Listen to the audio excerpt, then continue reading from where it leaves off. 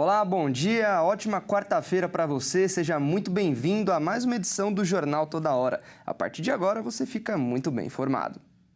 E olha só, o socialista Zoran Mandani foi declarado vencedor oficial das primárias do Partido Democrata para a Prefeitura de Nova York, com 12 pontos de vantagem sobre o seu principal adversário, o ex-governador do estado, Andrew Cuomo. O socialista Zoran Mandani foi declarado nesta terça-feira o vencedor oficial das primárias do Partido Democrata para a Prefeitura de Nova York. Ele teve 12 pontos de vantagem sobre seu principal adversário, o ex-governador do estado, Andrew Cuomo. Segundo a junta eleitoral da cidade, Mandani, de 33 anos, obteve 56% dos votos contra 44% para Cuomo, uma estrela veterana do partido, que admitiu sua derrota na noite da votação em 24 de junho. Nas primárias, os eleitores escolhem 5 candidatos por ordem de preferência. Os resultados desta terça-feira mostram a atribuição dos votos recebidos pelos candidatos mais votados. A eleição desse congressista estadual, imigrante muçulmano, cidadão americano desde 2018, progressista e crítico a Israel, provocou uma divisão nas fileiras do Partido Democrata, profundamente abalado após a vitória de Donald Trump em novembro passado. Nascido em Uganda e praticamente desconhecido há apenas alguns meses, Mandani fez uma campanha inovadora, baseada em vídeos atraentes postados nas redes sociais. Ele prometeu creches e ônibus gratuitos e o congelamento dos preços das moradias.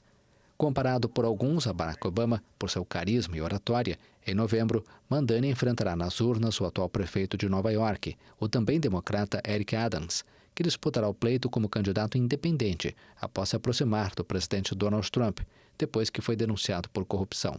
Outros adversários de Mandani são o republicano Curtis Sliwa, o ex-procurador Jim Walden e, possivelmente, o próprio Cuomo.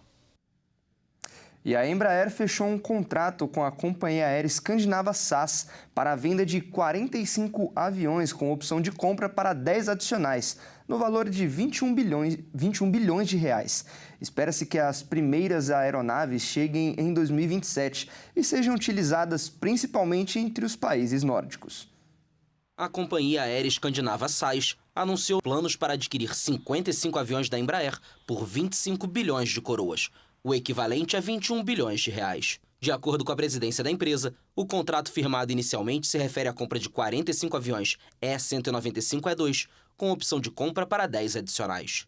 As aeronaves são consideradas mais eficientes em termos de consumo de combustível e mais silenciosas do que as que compõem a atual frota. Após anos de dificuldades financeiras, em parte devido aos efeitos da pandemia de Covid-19 no setor de transporte aéreo, a companhia recorreu ao capítulo 11 da Lei de Recuperação Judicial nos Estados Unidos, em 2022, que permite às empresas uma reestruturação enquanto continuam com suas atividades.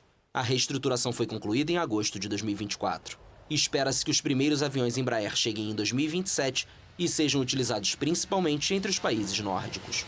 Trata-se do maior investimento da companhia aérea desde 1996.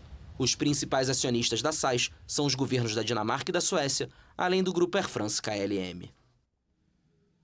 E atenção, o furto de celulares no Brasil aumentou quase 5%. É uma pequena amostra do que acontece no país. Com dados de apenas 5 estados, o número foi de quase 80 mil, o que sugere o endurecimento das penas contra quem pratica o crime. O número de furtos de celulares no Brasil cresceu 4,9% entre dezembro de 2024 e abril de 2025, de acordo com dados do Sistema Nacional de Informações de Segurança Pública, do Ministério da Justiça. Nesse período foram registrados 76.520 casos em todo o país, sem considerar informações de 8 estados, incluindo São Paulo e Minas Gerais, o que indica que o número real pode ser ainda maior. Diferente do roubo, o furto é caracterizado pela subtração do bem sem o uso de violência ou ameaça. O levantamento mostra que, entre os estados que enviaram dados, os maiores índices de furtos de celulares ocorreram no Rio de Janeiro, Bahia, Maranhão, Amazonas e Ceará. Ainda estão fora da base os estados do Espírito Santo, Minas Gerais, Mato Grosso, Pará, Paraíba, Rio Grande do Sul, Santa Catarina e o próprio São Paulo, o mais populoso do país. Em meio ao avanço dos crimes, o governo federal apresentou recentemente ao Congresso um projeto de lei que propõe endurecer as penas para furto de celulares e para receptação, prática de comprar ou vender aparelhos furtados ou roubados. O texto classifica como furto qualificado lado os casos praticados com participação de grupos ou em benefício de negócios legais ou ilegais, o que pode elevar a pena para até 8 anos de prisão. A proposta também prevê agravantes para crimes cometidos por mais de uma pessoa e quando os alvos forem dispositivos que armazenam dados pessoais, como celulares e notebooks. Para especialistas, a medida surge em meio à tentativa do Palácio do Planalto de responder às crescentes cobranças por ações mais efetivas na área da segurança pública, um tema que deve ganhar ainda mais peso na corrida eleitoral de 2026.